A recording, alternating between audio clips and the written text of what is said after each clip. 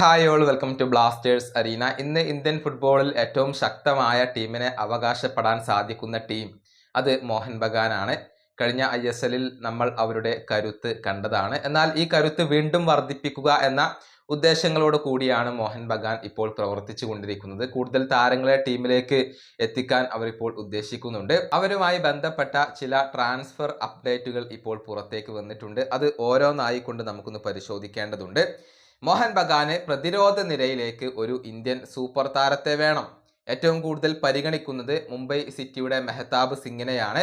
എന്നാൽ ഈസ്റ്റ് ബംഗാളിനും ഈ ഒരു താരത്തിൽ താല്പര്യമുണ്ട് എന്ന റിപ്പോർട്ടുകൾ പുറത്തേക്ക് വന്നിട്ടുണ്ട്.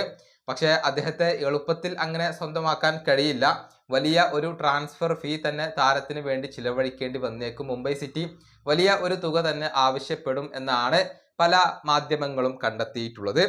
ഇനി ബ്രസീലിയൻ സൂപ്പർ താരമായ റോബ്സൺ റോബിഞ്ഞോക്ക് വേണ്ടിയുള്ള മോഹൻ ബഗാന്റെ ശ്രമങ്ങൾ ഇപ്പോൾ പുരോഗമിച്ചു കൊണ്ടിരിക്കുകയാണ്.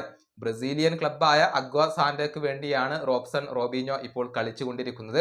നേരത്തെ ബംഗ്ലാദേശി ക്ലബ്ബായ ബസുന്ധര കിങ്സിന് വേണ്ടി കളിക്കുകയും ഒരുപാട് ഗോളുകൾ നേടുകയും ചെയ്തിട്ടുള്ള താരമാണ് റോബ്സൺ റോബിഞ്ഞോ. അദ്ദേഹത്തെ എത്തിക്കാൻ അവർ വലിയ രൂപത്തിൽ ഇപ്പോൾ ശ്രമങ്ങൾ നടത്തുന്നുണ്ട്. ഇനി മറ്റൊരു കാര്യം, ചുരുങ്ങിയത് 2 വിദേശ താരങ്ങളെ എങ്കിലും മോഹൻ ബഗാൻ ടീമിലേക്ക് എത്തിക്കും. റോബിഞ്ഞോക്ക് പുറമെ ഒരു മിഡ്ഫീൽഡറെ കൊണ്ടുവരാനാണ് മോഹൻ ബഗാൻ ഇപ്പോൾ ഉദ്ദേശിക്കുന്നത്. എന്നാൽ സ്റ്റുവർട്ടിനെ പോലെ പ്രൊഫൈൽ ഉള്ള ഒരു മിഡ്ഫീൽഡർ ആയിരിക്കില്ല അത്. മറിച്ച് കൂടുതൽ നമ്പർ 8 ആയ ഒരു താരമായിരിക്കും ക്ലബിനകത്തേക്ക് വരിക എന്നൊക്കെയാണ് ഇപ്പോൾ അറിയാൻ സാധിക്കുന്നത്.